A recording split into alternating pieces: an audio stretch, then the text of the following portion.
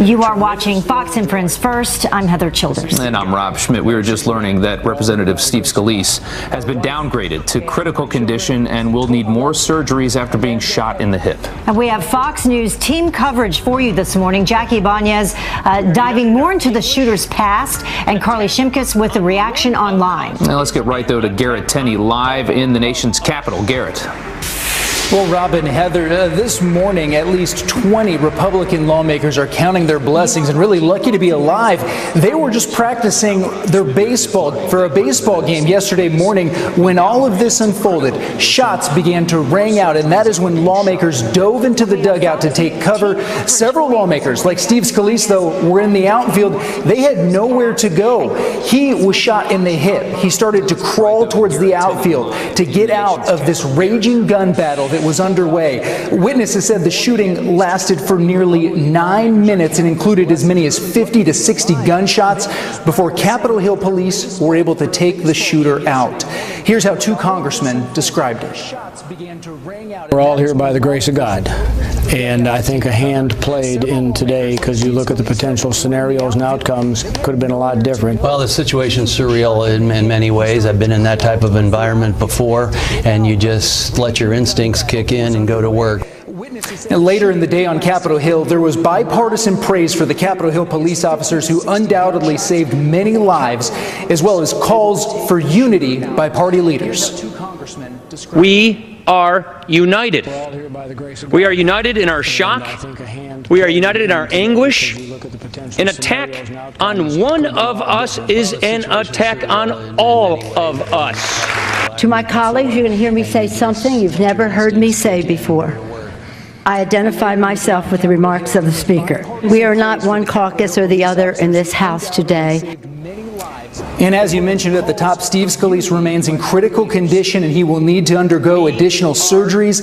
The other shooting victims who remain in the hospital are Zach Barth, who is a congressional staffer, Matt Mika, who is a former staffer, and Capitol Hill police officer Crystal Griner, who was part of Scalise's security detail, and another officer, David Bailey, was also injured in yesterday's attacks, and he is being praised as well for continuing to engage the gunman even after he was injured. And they say he may have been the one that eventually took the shooter down and saved all of these lawmakers' lives. Robin, Heather.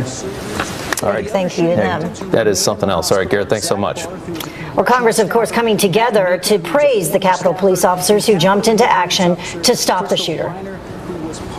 I know we want to give our thanks to the first responders and to the Alexandria Police Department who were on the scene in minutes. And I know this House wants to state unequivocally that we are, as ever, awed by the tremendous bravery of the Capitol Police. These are the heroes that stopped the massacre of innocent women, men, women, and children in that park today. The two officers, let's say their names again. Crystal Griner, David Bailey, thank you. They are assigned to protect Majority Whip Steve Scalise. Officer Griner was shot in the ankle and remains hospitalized in good condition. Officer David Bailey was also shot but was treated and released. Well, the president and first lady making a surprise visit to Congressman Steve Scalise in the hospital. Carrying bouquets of white flowers, they spoke to doctors and sat at Scalise's bedside. The visit coming after President Trump condemned the attack as a brutal assault and thanked officers for their heroism in taking down that shooter. We may have our differences, but we do well in times like these to remember that everyone who serves in our nation's capital is here because, above all, they love our country. Now, the first family also visiting with one of the wounded heroes in this, Capitol Police Officer Crystal Griner, last night. Well, new details about the shooter are being revealed as the people who actually knew James Hodgkinson react to the news of his horrific act of violence. That's right. Jackie Ibanez has been looking into the gunman's past. She joins us now with more. Good morning, Jackie. Good morning, Heather and Rob. Well, investigators quickly trying to piece together the background of James Hodgkinson. Until March, he was a retired home inspector living in Belleville, Illinois with his wife. A neighbor describes him as an angry little man. In 2006, he punched a woman in the face and then dragged her daughter down down by her hair. He also hit a man with the butt of a shotgun and fired it in anger. A friend says he had a temper, but nothing like this. I mean, he was in a few fights and stuff like that, but nothing that would demonstrate violence as far as what he did. What do you mean by that, like fights with people? Well, he never backed down from anybody. In a bar fight or whatever, he stood his ground. Political social media posts showing Hodgkinson became deeply troubled by the presidential election. In one of the posts, he writes, quote, "Trump is a traitor. Trump has destroyed our democracy. It's time to destroy Trump and company." Hodgkinson volunteered for Bernie Sanders' campaign. Sanders immediately addressing that on the Senate floor. Listen. I am sickened by this despicable act, and let me be as clear as I can be. Violence of any kind is unacceptable in our society, and I condemn this action in the strongest possible terms. Now, once in Virginia, he lived in his car and he hung around the YMCA where he was seen just before the shooting. Hodgkinson also became a regular at a barbecue restaurant, we're told, near the baseball field. Staff says he was rude but never mentioned politics. The New York Times reports the gunman called his wife on the day before the shooting to tell her he was coming home because he missed her and his dogs. Rob and Heather, back to you. Well, that's very interesting. Okay, Jackie, thank you so much. Thanks. Democrats and Republicans coming together, vowing to take the field tonight in honor of Republican Steve Scalise. House Speaker Paul Ryan drawing tremendous applause after saying that the game will go on. Knowing Steve Scalise, as we all do, he is likely really frustrated that he's not going to be able to play in the baseball game. Well, both Republican and Democrat lawmakers relaying the same message on Tucker Carlson last night. That's very interesting. We need to play that baseball game tomorrow and let these people know that they just can't change the way we live in this country. I do think it's very important that we go out there, show solidarity, show that we're together on this, and have a good time playing America's pastime. Well, everybody playing in today's congressional baseball game will wear LSU gear. That is in honor of Steve Scalise. So we now know that the shooter is a man with a history of angry politics and run-ins with the law. So what can law enforcement officials find out about the gunman's motives from his political rants? Joining us now is the sheriff of Suffolk County in New York, Long Island, Vincent DeMarco. Thank you so much, Sheriff, for coming on this morning. It's my pleasure. Thanks for having me. Yeah, absolutely. What do you see when you look at some of the things that we've been able to find out about this shooter? Do you see a lot of hints that this might have been coming? Yes, I think it's pretty obvious when you look at his social media posts, and after speaking to his neighbors and some people from his hometown, I think we see that this is a man who is on the edge of mental stability and mental illness, and you never know what's really going to push somebody over that edge. But the rhetoric coming out of Washington, and when you have somebody like Kathy Griffin, who is championing his cause, showing an act of violence, that quite possibly could have pushed him over the edge. And when they look at his social media accounts, they'll also take a look at his phone history, who he's been calling for possible accomplices. Yes, no doubt. I'm sure they're going to look at his emails, his phone, see who he's calling, and they also want to see, was somebody else involved in this? Did he call somebody right before this happened? Was there a bigger plan, and this was just happened to be an opportunity that presented itself right in front of him at that time? He might have just happened onto that baseball field when the practice happened. Was there a bigger plan? Why did he move to Alexandria? Why was he living as a homeless person? Why didn't his wife, she doesn't seem to show any concern that he just left town in March and been living out of a van in Alexandria? Do you think this, do you see a common thread where it seems like these people that just go off the deep end and do stuff like this, they always kind of seem to be lost souls? This guy living out of his car, the shooter of the 5 police officers in Dallas from, I believe, last year. You kind of start seeing a common thread that these people don't find a place in society.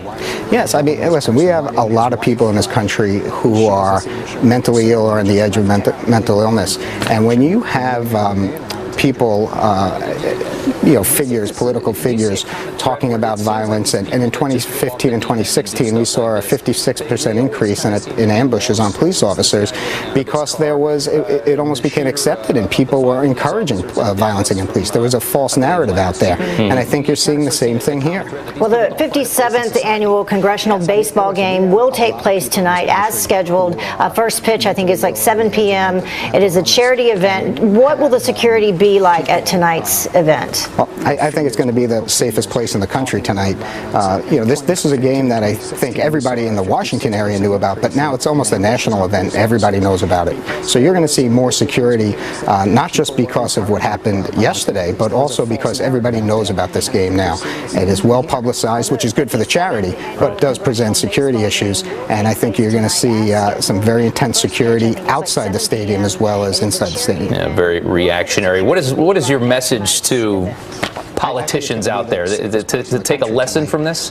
Definitely. Listen, there's a line, and every time you cross that line, someone's going to cross the next line. So we have to tone it down. All right.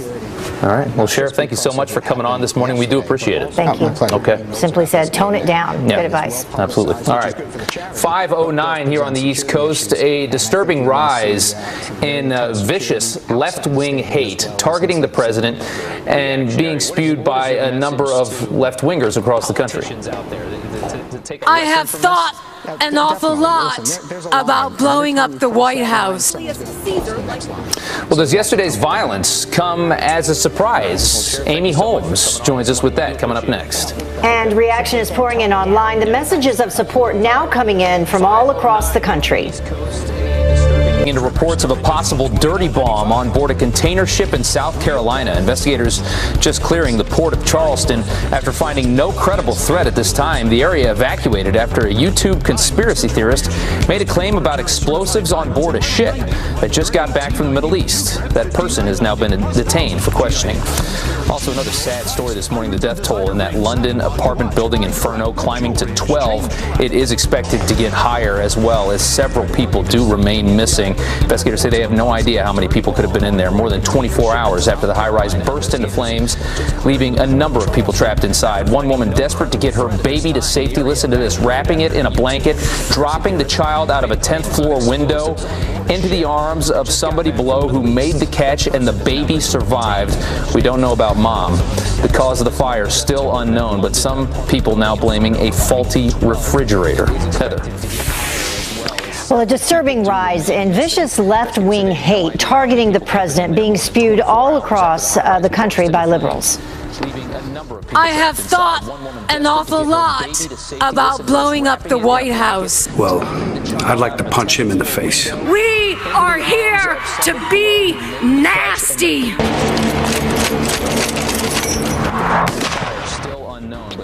Wow. Well, given this kind of rhetoric, does yesterday's violence targeting Republicans come as a surprise? Here to weigh in, Rasmussen Reports political analyst Amy Holmes. Amy, thank you for joining us this morning. Good morning, Heather. Important to point off at the start that we're hearing this rhetoric from both sides of the aisle. I mean, it's been coming down since the election started, months and months ago. Well, political language can get hot and it can get passionate, and we accept that when it comes to political discourse. But it is crossing the line, Heather. And so another clip you could have added to that montage is our former vice presidential candidate, Senator Tim Kaine from Virginia, saying only days after the president's inauguration that Democrats need to fight in the streets. I mean, he was talking about, physical violent action against the president, and apparently his son took his advice because his son was arrested for some of his political activity. Well, he probably wasn't actually talking about people physically going out in the streets and fighting. Well, he had a whole long list of things. We need to fight this way, we need to fight that way, we also need to fight in the streets. And that's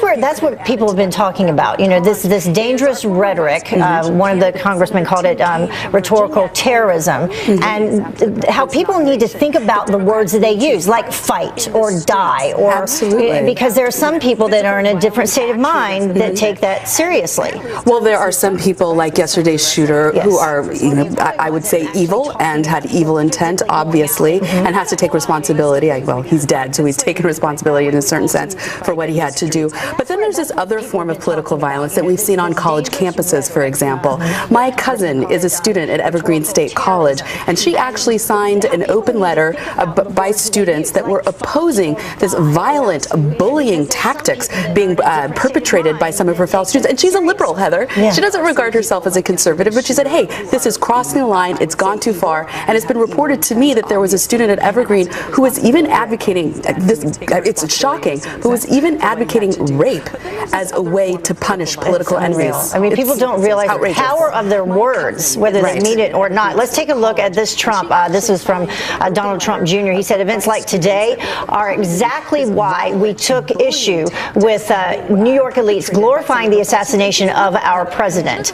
And he's right, because you also have to think about the family members. Oh, absolutely. And we know that Barron Trump was, of course, extremely upset when he saw these images on television. And I think we need to think about the broader political discourse. And the New York Times, I mean, let's point out the hypocrisy of the New York Times, that they went after Sarah Palin for having a target in one of her political ads and saying that this led to the attack on Gabby Giffords. But now the New York Times is sponsoring Shakespeare in the Park that depicts the murder, the assassination of a stand-in for President Trump. But how do we still protect our rights as individuals? I mean, our artistic rights. You have to use common sense, but not everyone has the same common sense. That's the thing. You would think that would be the wrong thing to do, but people have a right to do it if they want. Certainly, I think there's a difference between having the right to do something and being responsible. Okay. And Kathy Griffith, for example, she's paying the price. She took the photo, she posted it, she initially was quite proud of it, and now she's paying a professional price for that. So our response can hopefully keep control of some of the rhetoric that's happening. Well, I'm not saying that we necessarily need to control it, but we certainly can react, and we can react with our dollars, and we can react with our feet. Gotcha. All right, Amy, thank you so much for joining us. Appreciate it as always. Rob? All right, ladies, thanks. 5:18 now on the East Coast, less than 24 hours after the shooting. Democrats already using the attack on Republicans to push their gun control narrative. What do you do about the millions of these rifles in this country? Access to high-capacity weapons. That's a Democratic New York City councilman trying to go head-to-head with Tucker Carlson. We'll show you how that went. Also, solemn calls for unity from both sides of the aisle this morning. Republican Congresswoman Marsha Blackburn joins us to react. Back with a Fox News alert for you. Virginia Governor Terry McAuliffe calling for stricter gun control shortly after the congressional baseball shooting. But the Democrat quickly found himself misquoting some facts. I have long advocated, this is not what today is about, but there are too many guns on the street. We lose 93 million Americans a day to gun violence. Can you confirm there's only one shooter? 93 individuals a day. Obviously, he misspoke. McAuliffe also questioned why he brought up gun control in the first place after he said that it wasn't the day to do that. But McAuliffe was not the only Democrat to talk gun control in the wake of this. New York City Council member Jumaine Williams sending out a press release attacking our current gun laws in this country just hours after the shooting. And Tucker Carlson last night questioned why. What gun law would have prevented the shooting today? I'm going to try for a fifth time, then I'm going to completely give up. Because what you're doing is you're steering the conversation to the general when I would like to bring it back to a very specific thing. It has to be brought to a general because this is not about one incident. Because you don't have a real answer. That's no. Well, there you have it. Williams says it's time for the country to push back against the NRA. Tucker refuting these claims, saying Williams' timing was wrong to send out that release. Well, the reaction to the congressional baseball shooting is now pouring in online. That's right. Carly Shimkus here now from Fox News, Sirius XM 115, as lawmakers on both sides of the aisle are calling for unity. Carly. That's right. Lawmakers are doing just that. They're calling for unity in the wake of the shooting in Alexandria, Virginia. An outpouring of prayers can be seen across social media, with President Trump setting the tone, calling Congressman Scalise a true friend and patriot in a tweet shortly after news broke. Now, the president and first lady spent the evening visiting the congressman in the hospital, and he later took to Twitter with an update, writing, "Just left hospital. Congressman Steve Scalise, one of the truly great people, is in very tough shape, but he is a real fighter. Pray for Steve." Now, the shooting took place while House Republicans were practicing for today's congressional baseball game. A photo shows House Democrats reacting to the terrifying news by bowing their heads in prayer. And House Minority Leader Nancy Pelosi echoed that sentiment on Twitter, writing, "On days like today, there are no Democrats or Republicans, only Americans united in thoughts for the wounded." The two Capitol Police officers who were injured while engaging with the gunman are being hailed as heroes across social media. Arizona Congressman Jeff Flake tweeting, "Just met with Capitol Police officers Crystal Griner and David Bailey at the hospital. Thank them for saving my life." And Congressman Roger Williams, who suffered an ankle injury, also praised Capitol Police, writing, "I would like to take the time to express my sincere gratitude to Capitol police officers who were at practice today. He then called them true heroes. Now, despite the shooting, the congressional baseball game will take place later today, and House Speaker Paul Ryan drew tremendous applause when he announced the game will go on. Heather, Rob, back to you. All right. Carly, thank you so much. Thanks a lot. Carly. All right, 25 minutes after the hour and stories of heroism as Capitol Police really stepped up to save Representative Steve Scalise and his colleagues. There could have easily been 25 deaths or more today. The thin blue line held today. Our continuing coverage with complete analysis continues live up next. You are watching Fox and Friends First. A Fox News alert for you. Congressman Steve Scalise is now in critical condition after being shot by a Trump-hating gunman who opened fire on Republicans at baseball practice. President Trump and First Lady Melania visiting his bedside at a Washington, D.C. hospital as we learn brand new details about this politically motivated attack. You are watching Fox and Friends First. I'm Heather Childers. And I'm Rob Schmidt. We have live team coverage this morning. Doug Luzader live at Nationals Ballpark where that shooting took place, where the game tonight will take place. But we begin with Garrett Tenney live at Statuary Hall in Capitol Hill with breaking details this morning. Garrett. Well, Heather and Rob, after spending the entire day yesterday at this baseball field where this happened, I can tell you it truly is a miracle that no one besides the shooter was killed. There was one way in and out from this baseball field, and this was as lawmakers were wrapping up their practice. Several were out in the field with nowhere to hide when these gunshots broke out. Police say the shooter, 66-year-old James Hodgkinson, had a rifle and a pistol that he used over the course of about 9 minutes, firing as many as 50 shots, according to witnesses. House Majority Whip Steve Scalise was near second base when he was shot in the hip, and as other lawmakers dove into the dugout to take cover, Scalise tried to crawl into the outfield to escape the gunfire. Here's how one congressman, Brad Wenstrup, described it. He was very calculated. He used the third base dugout as protection. He used another building as protection. And he was calculated, and he was herding us into one spot. Wenstrup, a former Army medic, and several others rushed over to Scalise after Capitol Hill police took the shooter out and used a belt for a tourniquet around his leg. While investigators have not determined a motive, several of the Republican lawmakers have said they believe they may have been targeted because just a few minutes before the shooting began, the gunman walked up to them and asked if the players were Democrats or Republicans. A gentleman walked up and approached us, and he said, hey, are those Republicans or Democrats out there? And Jeff said, they're Republicans. So the guy immediately turned around and then started walking to the field. Now, this was a little odd. There'd be no reason to really be a spectator at this. And as you mentioned, Steve Scalise remains in critical condition, but will likely need several more surgeries for his injuries. 3 other shooting victims are still in the hospital as well. Zach Barth, who is a congressional staffer, Matt Mika, who is a former staffer, and Capitol Hill police officer Crystal Griner, who was there as part of the security detail that Scalise receives as the majority whip. And we've heard from a number of lawmakers who were there that if it weren't for Scalise's security detail, things would have been much, much worse. Heather and Rob. It certainly appears so. Garrett, thank you so much. Thank you. Well, Republicans and Democrats showing solidarity with a standing ovation, vowing to play that congressional baseball game tonight as scheduled. That's right. Both parties refusing to let the violence stop this century-old tradition.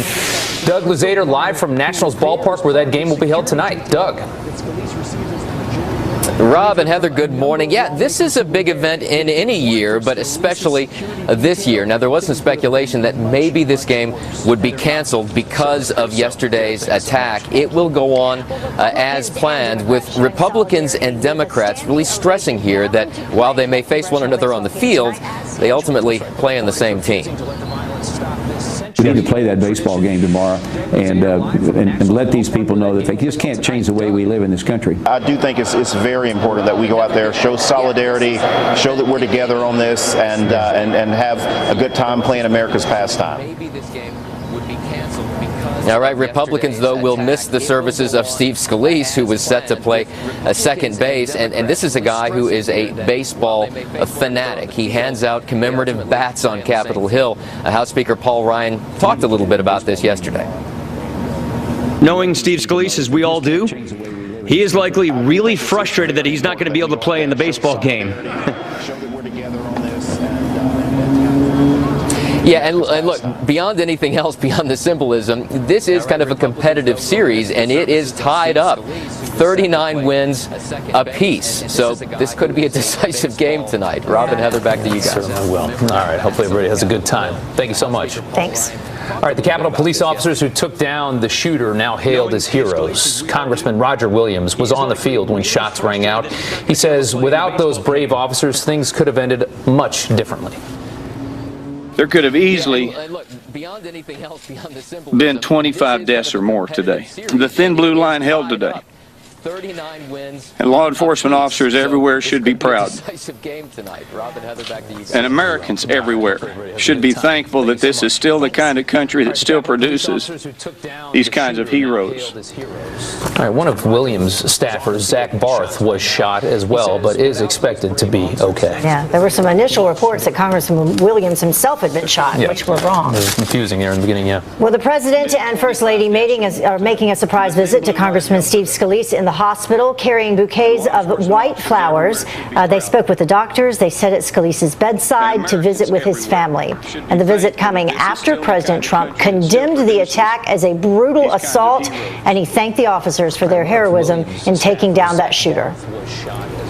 We may have our differences, but we do well in times like these to remember that everyone who serves in our nation's capital is here because, above all,